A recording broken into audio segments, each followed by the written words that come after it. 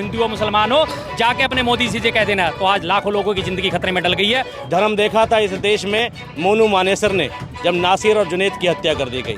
धर्म देखा था पहलू खान की हत्या के टाइम पे। धर्म देखा था अखलाक की हत्या के टाइम पे। 27 लोगों की तो हत्या उन्होंने सिर्फ गोली मार के करी है, लेकिन आज कम से कम 27 लाख लोगों की हत्या उन्होंने इस बोली से कर दी है कि हाँ तुम हिंदू हो या मुसलमान हो। आतंकवाद होता है, फिर वो किसी भी धर्म से पैदा हो। पूरा देश मोदी जी के साथ खड़ा है, लेकिन मोदी जी बिहार के अंदर रैली करने में मस्त है। ये कैसा मजबूत हाथ है कि इस देश में पुलवामा हो जा रहा है। ये कैसा मजबूत हाथ है कि इस देश में आतंकी घटना घट जा रही है। ये कैसा मजबूत हाथ है कि 370 की बहाली के बाद भी आतंक नहीं रुक रहा। लेकिन आप लफाजी मत करिए, आप जनता को बरगलाने का काम मत करिए, आप राष्ट्रवाद के नाम पे लोगों को ठगना बंद कर दीजिए। आतंकवादियों को नेस्तनाबूद करिए, आतंकवाद को प्रश्रय देने वाले पाकिस्तान को नेस्तनाबूद करिए। हम आपके साथ हैं। कि ये वो लोग हैं जो आपदा में अफसर ढूंढते हैं, और ऐसा पहली बार नहीं है। नमस्कार, आप देख रहे हैं 4 PM, मैं आपके साथ नफीसा खान। आतंकी हमला कश्मीर के पहलगाम में 22 अप्रैल को आतंकी हमला होता है। इस हमले में 28 से 30 लोगों की जान चली जाती है। ये जान जिन लोगों की गई है, उनके परिवार तेज आवाज में पूछ रहे हैं कि आखिरकार इतना बड़ा हमला कैसे हो गया। राष्ट्रवाद के नाम पर चुनकर आई बीजेपी की सरकार क्यों देशवासियों को सुरक्षा देने में नाकामयाब रही। सवाल पूछा जा रहा है कि आखिरकार इतना बड़ा हमला कैसे हुआ, सुरक्षा कर्मी क्यों मौजूद नहीं थे, आखिरकार इतनी बड़ी सुरक्षा में चूक कैसे हुई। मेरे साथ वो लोग हैं इस वक्त बातचीत करने के लिए, जो लोग हर मुद्दे पर बेबाकी से बात रखते हैं, जो सरकार से सवाल करते हैं, जो हर मुद्दे पर अपनी राय देते हैं, या फिर ये कह लीजिए कि सरकार को आईना दिखाने का काम करते हैं। एक तरफ सरकार से सवाल पूछे जा रहे हैं, केंद्र सरकार 5 बड़े फैसले पाकिस्तान के खिलाफ लेता है, लेकिन अहम सवाल ये कि क्या मोदी सरकार से सवाल हो पाएगा। ये पूछा जाएगा कि सीमाओं को मजबूत करने में सफल कैसे रही सरकार। ये पूछा जाएगा कि केंद्र मंत्री से लेकर तमाम मंत्री या फिर गृह मंत्री जो संसद में सड़क तक ही कहते हैं कि सुरक्षा सीमाओं को बढ़ा दिया गया है, अब मजबूत सरकार है, 56 इंच का सीना है, चौकीदार देश के अंदर बैठा है। तो मेरे साथ जुड़ चुके हैं शर्मा जी, किसी परिचय के मोहताज हैं नहीं, ये एक्टिविस्ट हैं जो तमाम मुद्दों पर राय रखते रहते हैं। वायरल फेस मेरे साथ है। शुरुआत शर्मा जी आपसे करती हूँ, क्योंकि इस आतंकी हमले को सांप्रदायिक रूप देने की कोशिश लगातार की जा रही है। सबसे पहले हाथों में मोमबत्ती है, आंखें नम है, मैं लगातार इस बात को कहती हूँ। क्या कहना चाहेंगे, इतना बड़ा आतंकी हमला, वो भी उस इलाके में, उस जगह पर जो पहले से ही सेंसिटिव है, जहाँ पर सुरक्षा कर्मी होने ही चाहिए थे, वहाँ एक भी सुरक्षा कर्मी नहीं। क्या कुछ कहना चाहिए? जी, सबसे पहले तो मैं मृतकों के प्रति संवेदना व्यक्त करना चाहता हूँ, उनके दुख में शामिल होना चाहता हूँ। किसी भी तरह से अगर मेरे लायक कोई सेवा हो, मैं सारे मृतकों के परिवारजनों से अपील करता हूँ, अगर मेरे लायक कोई भी किसी किस्म की सेवा हो तो मुझसे निसंकोच संपर्क करें, मैं उनके लिए हाजिर हूँ। अब बात उठता है फेलियर की। सबसे बड़ी बात, बार बार लगातार तमाम चैनलों पे सुबह 24 घंटे दिन रात प्रचारित कराया जाता है देश सुरक्षित हाथों में, लेकिन आज जब मैं इस घटना को देखता हूं तो मुझे देश सुरक्षित हाथों में कैसा नजर आता है, याद है आपको? जैसा कभी शोले में हमारे ठाकुर साहब थे, दोनों हाथ नहीं थे और देश सुरक्षित हाथों में था। कैसे सुरक्षित हाथों में है? सुरक्षित हाथों में होने के बावजूद भी आतंकवादी अंदर आ जाते हैं और छोटी मोटी पिस्टल लेके नहीं आते। चले पिस्टल का तो मान भी लेते हैं कि कंटी में छुपा के ला सकता है, थैले में छुपा के ला सकता है, जूते में डाल के ला सकता है। 3.5, 4 फुट की जो AK-47 राइफलें हैं, उन्हें लेके वो अंदर घुस रहे हैं और कहीं कोई चेकिंग नहीं है, कहीं कोई चेक पोस्ट नहीं है, कहीं कोई उनको पकड़ा नहीं जाता, कहीं कोई मेटल डिटेक्टर उनके हथियार नहीं पकड़ पाता। आते हैं, आराम से गोलियां चलाते हैं और चले जाते हैं। और उससे ज़्यादा दुखदाई ये है कि जो उन्होंने धर्म के साथ जोड़ के इस मामले को रूप देने की कोशिश करी। उन्होंने भांप लिया था कि भारत में किस तरह की लहर चल रही है, भारत में रोज़ daily day by day Hindu Muslim हो रहा है। उन्होंने 27 लोगों को मारने के बाद और ये आह्वान करा, तुम हिंदू हो या मुसलमान हो, मार दिया, ये बात हुई है। और उसके बाद तमाम चैनल क्या प्रचारित कर रहे हैं, धर्म पूछ के मारा। और आतंकवादियों का कोई धर्म नहीं होता, देख लिया, हर आतंकवादी मुस्लिम ही होता है। तो मैं उन्हीं लोगों से एक सवाल का जवाब चाहूँगा, किसी को अगर इन बातों का सवालों का जवाब पता हो। लिट्टे सबसे बड़ा आतंकवादी संगठन था, उसका हेड कौन था? वी प्रभाकरन। क्या वो मुस्लिम था? लिट्टे के द्वारा ही श्री राजीव गांधी जी की हत्या करी गई। नलिनी, जिसने अपने आप में बम ब्लास्ट करा, क्या वो हिंदू थी? वीरप्पन, कर्नाटका, तमिलनाडु, केरल, 4-5 स्टेट में उसका आतंक चलता था। सैकड़ों निर्दोष लोगों को उसने मारा, हजारों जानवरों को उसने मारा, हाथियों के उसने दांत काटे, हाथी दांत की तस्करी करता था। क्या वो आतंकवादी नहीं था? क्या वो मुस्लिम था? लेकिन नहीं। और दूसरी बात, अयोध्या को बम से उड़ाने की धमकी देने वाले लोग कौन थे? राम मंदिर को धमकी देने वाले लोग कौन थे? तीनों के तीनों लड़के हिंदू थे, लेकिन छदम नाम रख के, मुस्लिम नाम रख के उन्होंने ईमेल दी। पता चल गया बाद में, पोल खुली, मालूम हुआ कि तीनों के तीनों हिंदू हैं। उसके बाद आपने देखा होगा भी पीछे तेजाजी मंदिर में जो है मूर्ति का हाथ तोड़ दिया गया था और उसके बाद दंगा फसाद कराने की कोशिश करी थी। जो पकड़ा गया कौन निकला? हिंदू निकला। तमाम लोग इस तरह की हरकतें करते हैं, तो क्या ये लोग आतंकवादी नहीं हैं? ये भी आतंकवाद की श्रेणी में आते हैं। तो इसलिए जो बात पहले थी वो बात आज भी, आतंकवादियों का कोई धर्म नहीं होता। आतंकवाद का मतलब सिर्फ यही नहीं कि आपने बम ब्लास्ट कर दिया, 4 लोगों को मार दिया। आतंकवाद का मतलब है धार्मिक आतंकवाद भी है और मानसिक आतंकवाद भी है और शारीरिक आतंकवाद भी है। धर्म के नाम पर आपने पूरे देश में आज लोगों को डरा दिया। जब वो 27 लोगों को मारने के बाद ये डायलॉग मार के गए ना कि तुम हिंदू हो मुसलमान हो, जाके अपने मोदी जी से कह देना, तो आज लाखों लोगों की जिंदगी खतरे में डल गई है। आज लाखों मासूम मुसलमानों को लोग शक की नजरों से देख रहे हैं। तमाम लोगों के ऊपर ये शक करा जा रहा है कि ये मुसलमान है तो इसका मतलब ये आतंकवादी ही होंगे। My name is Khan, I am not a terrorist. ये बात दोबारा से कहनी पड़ेगी। शर्मा जी कह रहे हैं, ये बात शर्मा जी कह रहे हैं, क्योंकि देश में उन्होंने इस नैरेटिव को भांप लिया था कि जाके हमें करना क्या है। 27 लोगों की तो हत्या उन्होंने सिर्फ गोली मार के करी है, लेकिन आज कम से कम 27 लाख लोगों की हत्या उन्होंने इस बोली। हाँ, तुम हिंदू हो या मुसलमान हो। आज तमाम देश में ये सवाल नहीं पूछा जा रहा। मोदी जी सरकार से ये सवाल किसी मीडिया कर्मी में हिम्मत नहीं है कि सवाल पूछे। आप कहते हैं देश सुरक्षित हाथों में और उसके बावजूद भी ये एंटर कैसे कर गए। पुलवामा अटैक से हमने क्या सबक लिया? पुलवामा अटैक का बदला लिया गया था, लेकिन उसके बाद हुआ क्या? आज तक पुलवामा अटैक का लोग मेरा ज्ञानवर्धन कर दें। अगर मेरा ज्ञान थोड़ा सा है, कम है, तो मुझे बता दीजिए पुलवामा अटैक के नाम पर आज तक किस को जेल में डाला गया? क्या कोई एक ऐसा व्यक्ति है जिसके ऊपर मुकदमा चल रहा हो, जिसके ऊपर डेट डल रही हो कि हाँ ये आतंकवादी या ये व्यक्ति उस वक्त पुलवामा अटैक में पकड़ा गया था और इसके ऊपर मुकदमा चल रहा है? एक व्यक्ति पकड़ा गया था, डीएसपी देवेंद्र संधू। वो पीछे आतंकवादी को अपने कार में बिठाए बैठा था और जब एक एसीपी ने उसे पकड़ा तो उसके बाद हुआ क्या?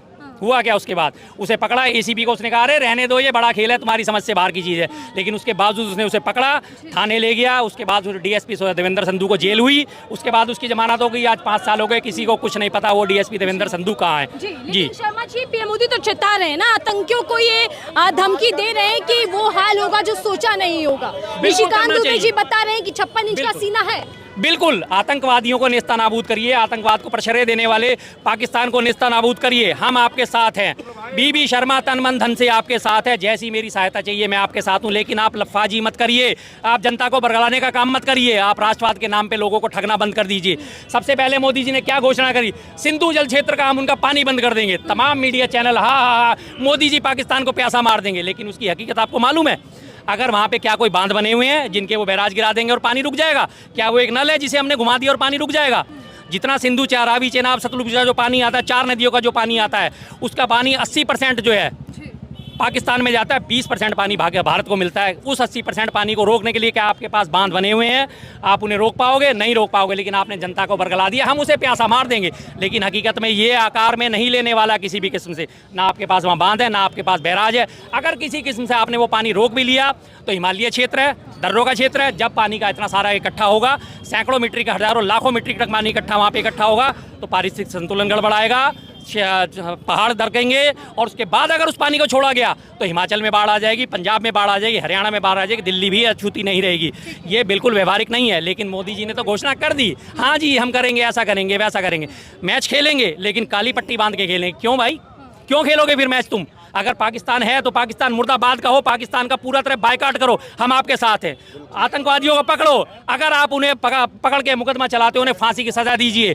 किसी में हिम्मत नहीं है तो मैं तैयार हूं, मैं खड़ा हूं आतंकवादियों को उनके गले में फांसी का फंदा डालने के लिए और लीवर खींचने के लिए बीबी शर्मा तैयार खड़ा है, कोई दिक्कत नहीं है। देखिए इधर शर्मा जी और उधर अमीरुल जी हैं। ये तस्वीर भारत की है और इसी आतंकी हमले में हिंदू मुसलमान खोजा जा रहा है। मैं सर आपसे समझना चाहूंगी, ये आतंकी हमला है, देश इसको आतंकी हमला कह रहा है, लेकिन कुछ तबका इसको क्यों सांप्रदायिक तनाव या फिर सांप्रदायिक रूप देने की कोशिश कर रहे हैं? देश आज 2 तरह के आतंकवाद से लड़ रहा है जी। एक बाहरी पाकिस्तान का तो है ही, एक आंतरिक आतंकवाद। और यकीनन जो लोग कहते हैं ना कि धर्म, आतंकवाद का कोई धर्म नहीं होता, लेकिन हर आतंकवाद के पीछे धार्मिक कट्टरता होती है और वो धार्मिक कट्टरता किसी भी धर्म की हो सकती है। जो कह रहे हैं नाम पूछा गया और फिर मारा गया, यकीनन ये उस महिला ने बयान दिया जिसके पति की निर्मम हत्या कर दी गई।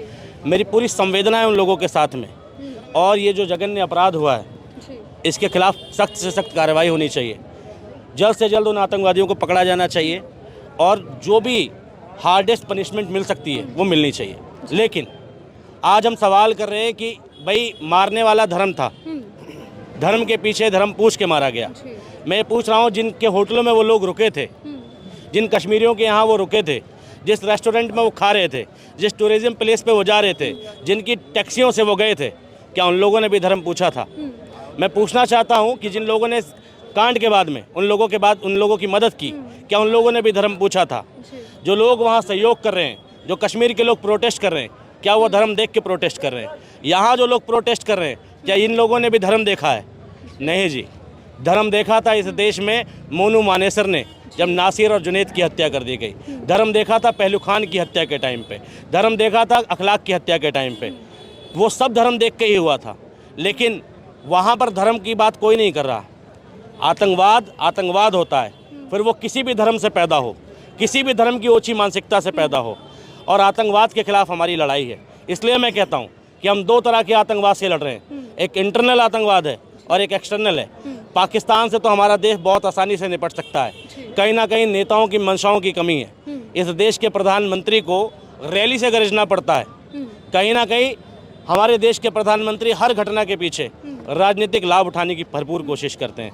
वरना ये प्रेस कॉन्फ्रेंस बंद कमरे में हो सकती थी, संवेदना पीएमओ से हो सकती थी, घोषणा पीएमओ से हो सकती थी, एक्शन की बात पीएमओ से हो सकती थी, लेकिन पीएमओ ऑफिस से नहीं होती है। ये सारी बातें रैलियों में होती हैं। लोगों की भावनाओं से खेला जाता है, लोगों की भावनाओं को उग्र किया जाता है और देशभक्ति का पाठ पढ़ाकर उसको वोट पर बदलने की कोशिश की जाती है। मोदी ने आज बिहार की सरजमी से चेताया तो है कि हर्ष वो होगा जो सोचा भी नहीं होगा, आतंकियों को मिट्टी में मिला दिया जाएगा। चेताया, ये बहुत अच्छी बात है और चेताना भी चाहिए, मगर ये चेताने के लिए उन्हें रैली का सहारा क्यों लेना पड़ा?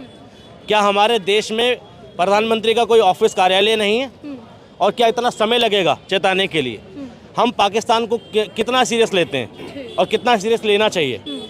भाई, अगर मैं सीधी सी बात कह रहा हूँ देश के प्रधानमंत्री से, अगर 10 लाख के सूट से काम नहीं चल रहा तो इंदिरा गांधी की साड़ी पहन के काम चलाएं, शायद पाकिस्तान के 10 टुकड़े कर पाओ। सीधी सी बात है। लेकिन पहले से ही 56 इंच का सीधा है, चौकीदार है। अब देश मजबूत हाथों में दावे किए जाते हैं बीजेपी की ओर से। ये कैसा मजबूत हाथ है कि इस देश में पुलवामा हो जा रहा है? ये कैसा मजबूत हाथ है कि इस देश में आतंकी घटना घट जा रही है? ये कैसा मजबूत हाथ है कि 370 की बहाली के बाद भी आतंक नहीं रुक रहा?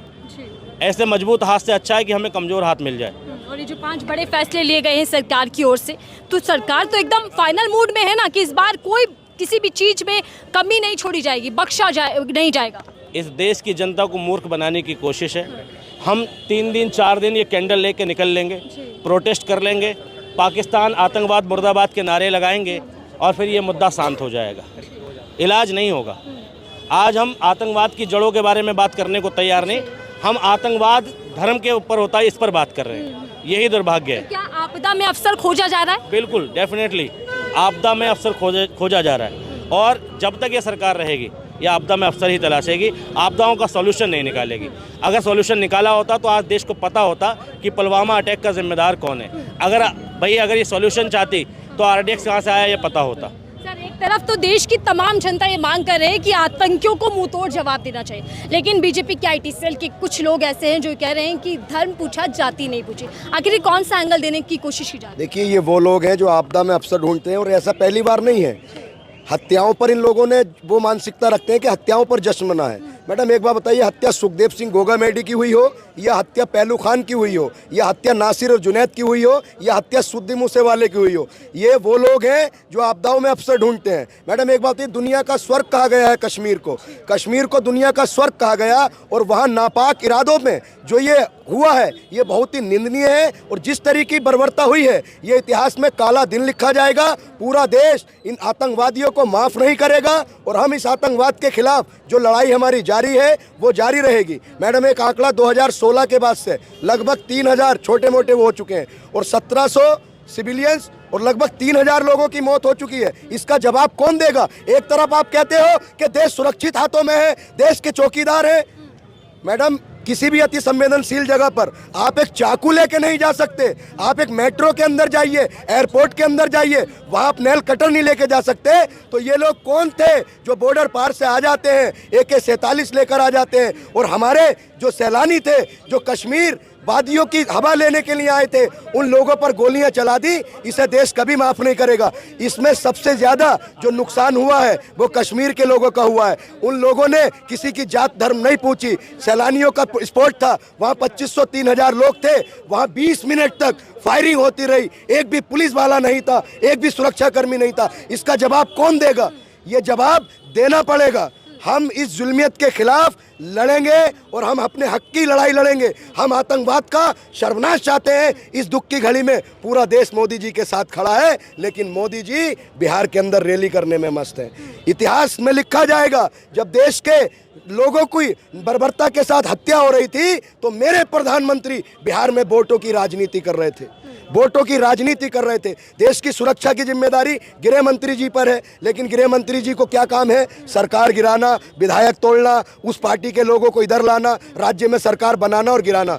तो ये गृह मंत्री जी को इस्तीफा दे देना चाहिए और वो पूरी तरीके से राजनीति करें। मैडम, इस तरीके से मासूम लोगों की, हमारे देश के लोगों की हत्याएं बर्दाश्त नहीं की जाएंगी। हम देश के वो रक्षक हैं जो हम संविधान बचाने की और देश को जनता के बचाने की लड़ाई लड़ रहे हैं। अमित शाह जी भावुक हो जाते हैं, पीएम मोदी विदेश से देश आ जाते हैं, तो गंभीरता तो दिखाया जा रहा है, ये बताया जा रहा है कि अब आतंकवाद को किसी भी कीमत पर बर्दाश्त नहीं किया जाएगा। मैडम, रेड कारपेट पर उनका स्वागत होता है, रेड कारपेट पर उनका स्वागत होता है। देखिए, जवाब तो देना पड़ेगा। न पुलवामा पर जवाब दिया, न उरी पर, पठानकोट पर जवाब दिया, और जो 15 कश्मीरी पंडितों की हत्या हुई न उस पर जवाब दिया। तो देश की जनता जवाब चाहती है। हम चाहते हैं उन आतंकवादियों को फांसी दी जाए और हम कोई कॉम्प्रोमाइज नहीं चाहेंगे। देश की सुरक्षा में चूक हुई है, ये किसकी कमी है? जो 5 आतंकवादी 6 आतंकवादी देश के बॉर्डर क्रॉस करके आते हैं और हमारे मासूमों पर गोलियां चला देते हैं, और गोदी मीडिया उस प्रोपेगेंडे को फैलाती है नफरत के आधार पर। ये जो हुआ है, इसको हिंदू मुसलमान में बांटना चाहती है। ठीक है, एक ही साथ छोटा सा सवाल, क्या मांग आप करते हैं, किस तरीके की कार्रवाई अब होनी चाहिए? मैं तो सीधे सीधे तौर पे ये मांग करता हूँ कि जिन आतंकवादियों ने हमला किया है उनको जल्द से जल्द पकड़ा जाए और उन पर कोई मुकदमा न चला के सीधे फांसी दी जाए, बिना देरी फांसी दी जाए। दिल्ली के लाल किले पर एक मिसाल बन जाए कि भारत से जो टकराएगा वो चूर चूर हो जाएगा। आपकी क्या मांग सर? बिल्कुल यही डिमांड है। सबसे पहले उन्हें पकड़ा जाना चाहिए, और दूसरी मेरी डिमांड है, कृपया मुझे ये सौभाग्य प्रदान करा जाए कि मैं उन्हें फांसी का फंदे का लीवर खींच सकूं। बीबी शर्मा जी इस काम के लिए 24 घंटे तैयार हैं। जब मर्जी आप मुझे बुलाइए, मैं हाजिर हूं। एक बार जिंदगी में जाते जाते मैं ये काम करना चाहता हूं, आतंकवाद, फांसी के फंदे का लीवर खींचना चाहता हूं। आतंकवाद हमले को लेकर हर व्यक्ति ये कह रहा है कि अब आतंकवाद खत्म होना चाहिए, देश के अंदर सुकून की सांस ले हर व्यक्ति, इसकी सुरक्षा सरकार को देनी चाहिए। क्यों खौफजदा ये देश हो चला है, क्यों एक आतंकी हमले से देश भर में गम है, और सभी की निगाहें पूछ रही कि आखिर कब तक निर्दोष व्यक्ति, निर्दोष जनता मरती रहेगी। इस रिपोर्ट को लेकर आपकी क्या राय है? आप सरकार के एक्शन और रिएक्शन को कैसे देखते हैं, और क्या पुलवामा से पहलगांव तक सरकार ने, प्रशासन ने कोई सबक लिया, या इसी तरीके की लापरवाही हर बार हर वक्त हमें देखने को मिली? आपकी राय के अनुसार से कीजिएगा। देखते रहिए 4 PM। मैं थी आपके साथ नफीसा खान।